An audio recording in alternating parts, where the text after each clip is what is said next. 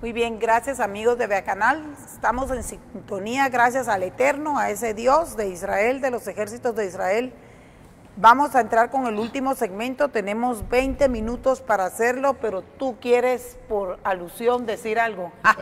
A ver, ¿te sentiste aludido? No es tanto alusión, sino que un tema que pienso todo el tiempo, y es que Israel, Estados Unidos, Guatemala están en la misma posición, están luchando por la libertad. Israel sí lo tiene, Estados Unidos lo tiene, Guatemala no lo tiene, pero lo quiere. Las fuerzas en los tres son las mismas. Es una idea que, como has dicho, es comprobado que no funciona, que es el colectivismo, lo que llaman socialismo, pero realmente es colectivismo, donde se pone el bien del colectivo por encima del derecho individual. La Constitución de Guatemala, el individuo es supremo, igual a Estados Unidos, y en Israel supongo, no lo conozco muy bien, pero el socialismo es inconsistente con el individualismo. No pueden lograr los demócratas en Estados Unidos, ni la oposición a Netanyahu en Estados Unidos, ni quienes quieren dominar Guatemala, no pueden lograrlo sin destruir las constituciones. Muy bien, muy bien. Ahora, doctor González Dumont, tenemos un tema que viene de la coyuntura reciente del día de ayer. Vamos a ver qué otros temas habrán ahorita en actualidad, pero creo que ninguno. Y el tema es el rechazo de inscripciones por el registro de ciudadanos. Sí, no, no. ¿Algo así? ¿Esto es de hoy o es de ayer? De ayer, ok. El director del registro de ciudadanos, Leopoldo Guerra, informó que canceló la inscripción del señor Radford, del partido Fuerza, pero también canceló la de otros diputados. Recordate que canceló la de 3 diputados. Hubo 5 cancelaciones más que quisiera que pusiéramos en pantalla. 5 cancelaciones de inscripciones. Muy bien. A la luz de la nueva ley electoral y de partidos políticos y de su reglamento, que estamos estrenando esta ley, es el diputado Carlos Chavarría, Mario Fermín de León, Rudy Pereira. No. Este no es control. Es la licenciada, es la señorita Patricia Sandoval, sí es Chavarría y sí es Fermín. Pero más arriba está, ¿quién está hablando ahí? Patricia Sandoval. Se enteraron de que les habían denegado su inscripción como candidatos a diputados, pero hay otros.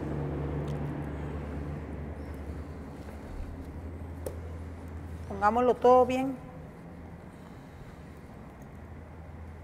Ah, sí, uno por el partido de Suri, Luis Rosales, ¿verdad?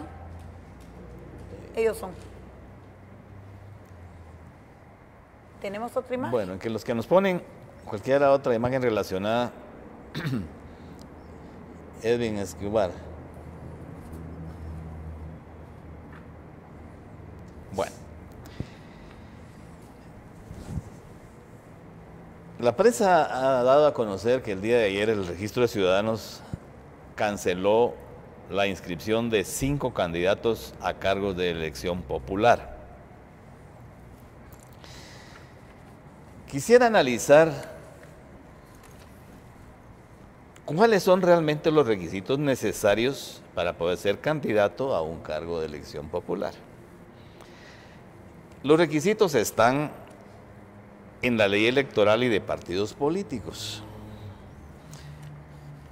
Y son 2 artículos de la ley electoral y de partidos políticos, el 94 y el 214, lo que quisiera que pusiéramos en pantalla. El 94 dice: propaganda ilegal de personas individuales.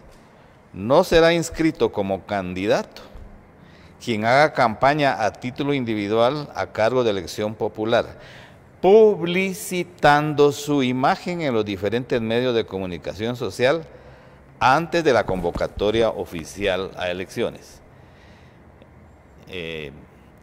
La primera que cae dentro de esta causal de imposibilidad de ser candidato, Esther Maldana, que de los MUPI durante todo su periodo en la Fiscalía estuvo promocionando su imagen. No decía para qué, pero todo el mundo sabía que era para promocionarse para candidata a la presidencia de la República.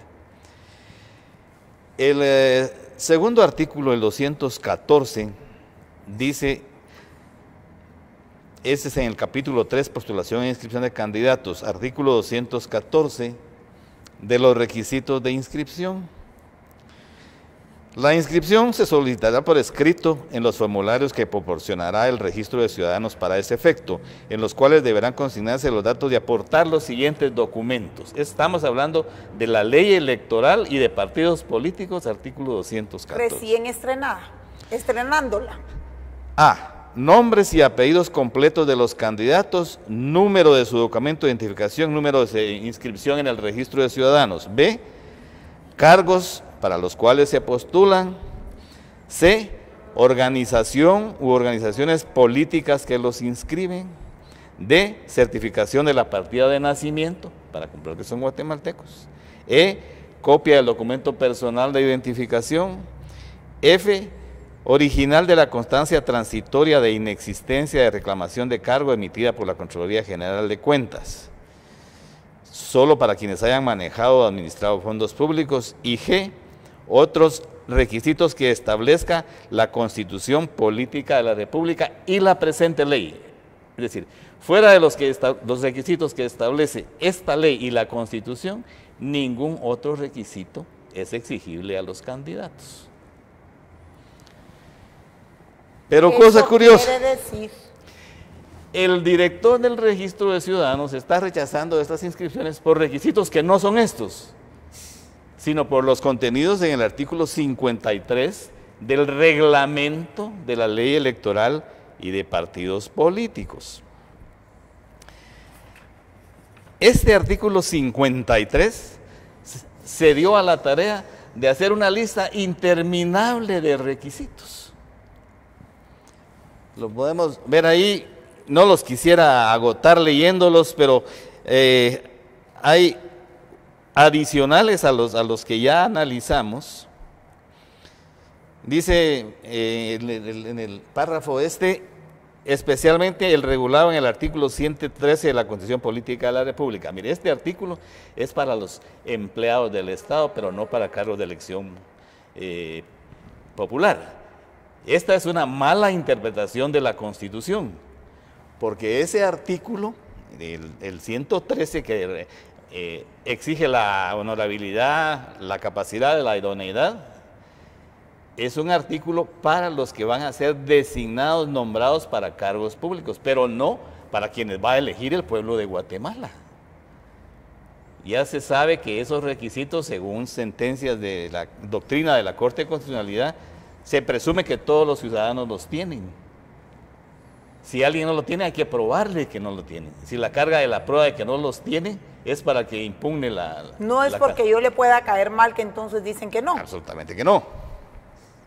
Entonces, y luego pone el 1, 2, 3, 4, 5, 6, y me interesa ahí el 7 que dice constancia de carencia de antecedentes policíacos. Mire,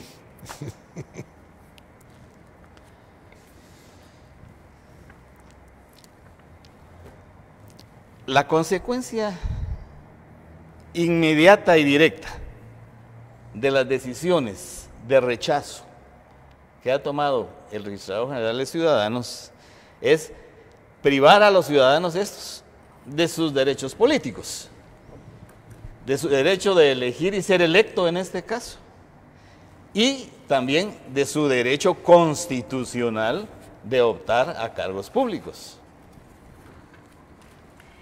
Parte de este reglamento es inconstitucional. Evidentemente ahorita lo voy a demostrar.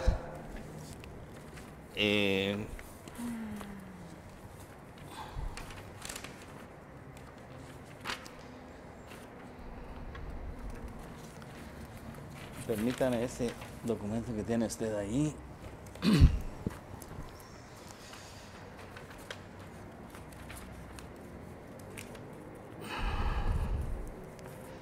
Mire, los derechos que el Registrador General de Ciudadanos les está violando en contra de lo prescrito en la Constitución Política de la República están en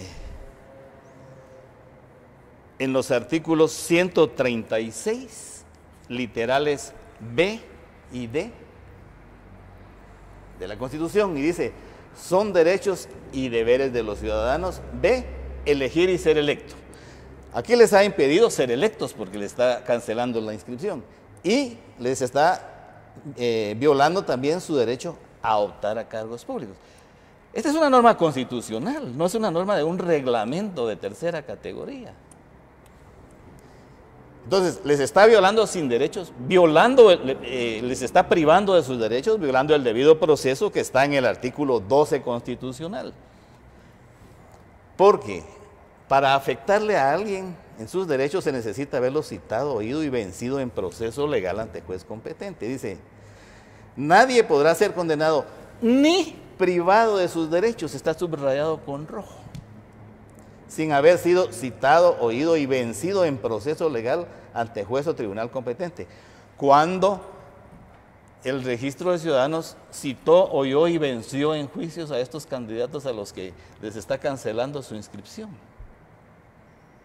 Y esa disposición está ampliada en el artículo 16 de la Ley del Organismo Judicial, que se refiere al debido proceso. Dice, repitiendo la norma constitucional, pero agregándole algo al final, es inviolable la defensa de la persona y de sus derechos. Es inviolable la defensa de sus derechos. Ninguno puede ser juzgado por comisión o por tribunales especiales, como los de mayor riesgo, etcétera. Nadie podrá ser condenado ni privado de sus derechos sin haber sido citado, oído y vencido en proceso legal seguido ante juez o tribunal competente y preestablecido, en el que se observen las formalidades y garantías esenciales del mismo.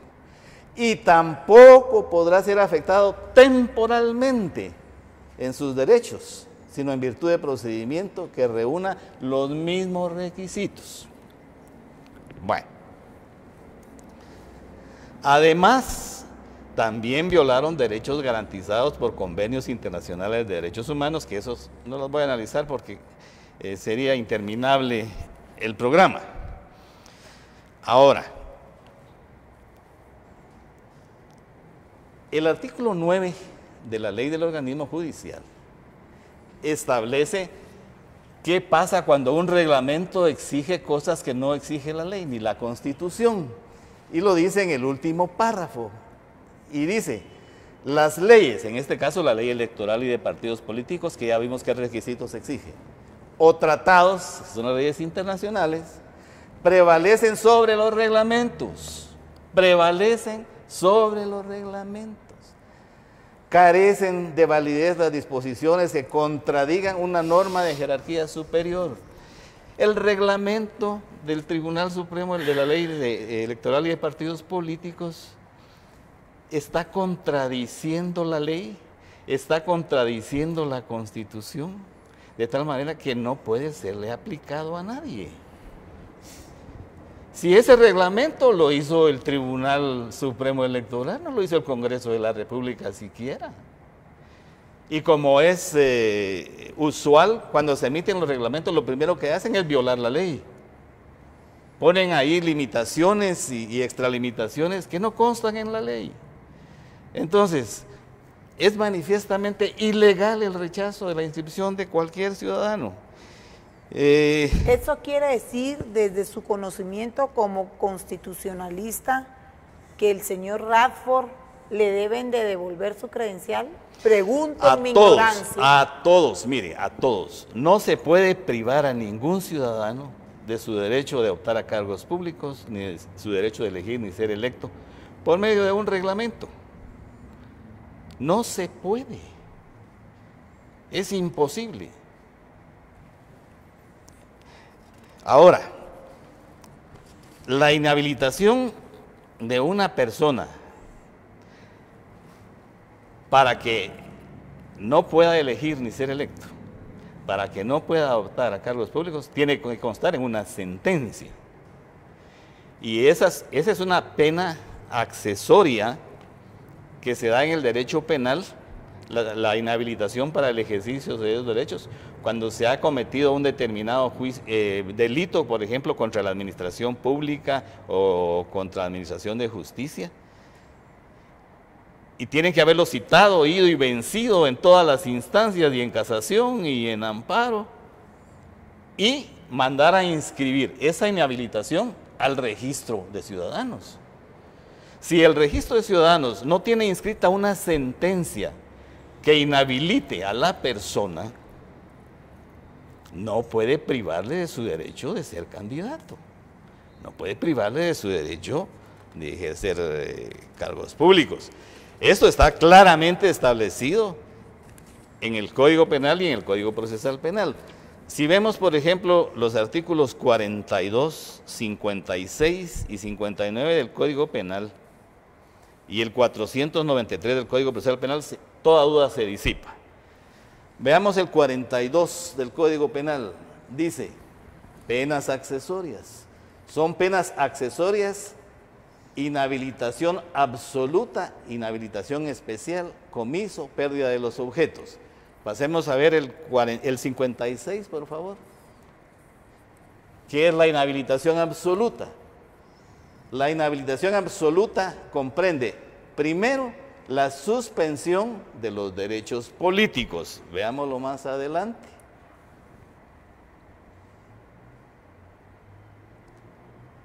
La incapacidad para obtener cargos, empleos y comisiones públicas. Es decir, esta es una pena accesoria en una sentencia. Veamos el artículo 59. Pero ahí dice la privación del derecho de elegir y ser electo en el 4. Veamos el artículo 59, 56, por favor, 59. La pena de prisión lleva consigo la suspensión de los derechos políticos. Aquí está, la pena de prisión lleva consigo la suspensión de los derechos políticos durante el tiempo de la condena, aunque ésta se conmute, salvo que obtenga su rehabilitación. ¿Qué quiere decir? Que si no hay una pena de prisión, no hay una pena accesoria de suspensión del ejercicio de los derechos políticos, que ya vimos cuáles son de acuerdo con la Constitución Política de la República. Y miremos el artículo 493 del Código Procesal Penal, por favor, pongámoslo en la pantalla. Artículo 493 del Código Procesal Penal, ejecutoriedad. Las condenas penales no serán ejecutadas antes de que se encuentren firmes. Quiere decir que para que una persona pierda su derecho de elegir y ser electo, pierda su derecho de optar a cargos públicos, tienen que haberlo procesado por la comisión de un delito. Tienen que haberlo condenado en primera instancia, en segunda instancia, tienen que haber perdido la casación, tiene que haber perdido el recurso de amparo. Y entonces hay que comunicarle al registro de ciudadanos e inscribirse ahí la inhabilitación absoluta para ejercer cargos públicos, con base en la sentencia de qué juzgado un ciudadano, un burócrata administrativo de tercera categoría, como el registrador del registro de ciudadanos, le está vedando sus derechos constitucionales, el ejercicio de sus derechos constitucionales a cualquier ciudadano guatemalteco que quiera optar a un cargo de elección popular. Mire, eso es delictuoso. En la práctica resulta ahora que un burócrata de tercera categoría está decidiendo quién puede ser el presidente de Guatemala, no el pueblo. Ese es el efecto práctico. Él se ha dado, digamos, como lo dije en alguna oportunidad, repitiendo la expresión de un amigo mío, que fue magistrado del Tribunal Supremo Electoral, lo que están haciendo es chapearle el camino a los candidatos de su predilección, que todo el mundo sabe quiénes son. Porque lo que ha hecho el director de Ciudadanos ha sido ponerse a decir, este sí, este no me gusta, no, este sí me gusta, sí, este no me gusta, no, este sí me gusta, sí. Mire, eso no es un Estado de Derecho, eso no es un régimen de legalidad. Pero además, Ese es un reglamento inaplicable porque contradice la ley. Está ampliando la exigencia de requisitos que la ley no contempla. Pero lo más grave aún es que él está violando sus derechos constitucionales a los guatemaltecos que quieren optar a un cargo público. Mire, no debiera haber, salvo lo establecido en la ley, que son realmente requisitos elementales, ninguna prohibición para ningún candidato, de izquierda o de derecha, porque la Constitución lo prohíbe. De tal manera que es triste y lamentable, pero lo más triste y lamentable es que los partidos políticos permitan que los usen como trapeador de suelo sucio. Los lleven y los traigan y todos, amén, amén, amén, en manos de un burócrata de tercera, que no tiene por qué decidir quién puede ser presidente y quién no puede ser presidente de este país, quién puede ser diputado y quién no puede ser diputado, o quién puede ser alcalde o miembro de una corporación municipal y quién no. De tal manera que esto es una barbaridad inaceptable. No existe razón alguna para el rechazo de la inscripción de ningún guatemalteco que quiera optar a un cargo público. Y ojalá que esto quede suficientemente claro. Y este señor tiene las aspiraciones de llegar a ser magistrado del Tribunal Supremo Electoral, imagínese usted. Si está haciendo eso siendo un burócrata de tercera en el registro de ciudadanos, ya imagínese lo de magistrado. Para mí esto es suficiente para que jamás pueda ser electo magistrado. Está violando manifiestamente la Constitución de la República, la ley electoral y de partidos políticos. Y desgraciadamente es abogado. Entonces ahí quisiera dejar este tema. Muy bien, muy bien. Subís esta parte separada de la otra y volvés a repetir este programa porque yo creo que es esperanza para un montón de guatemaltecos que están frustrados o que amanecieron frustrados desde el día de ayer. ¿Qué manda, Steve? ¿Cómo terminamos? Pues me gustaría terminar donde empezamos. Este estado de ilegalidad que acaba de describir el doctor con respecto al Tribunal Supremo Electoral, imposible si no tiene respaldo de la Corte de Constitucionalidad, que es la última instancia de las apelaciones legales. Y regresamos a que la mayoría de esa corte estaba establecido por el ex embajador Todd Robinson de Estados Unidos y que ellos han emitido tanta resolución legal y que su respaldo al Tribunal Supremo Electoral en esas arbitrariedades es indispensable para esta agenda política de influenciar las elecciones. Y el hecho de que Estados Unidos, pongámosle la Embajada de Estados Unidos, el Departamento de Estado, que no condene esta ilegitimidad, quiere decir que son cómplices del mismo. Doctor, ¿cómo terminamos?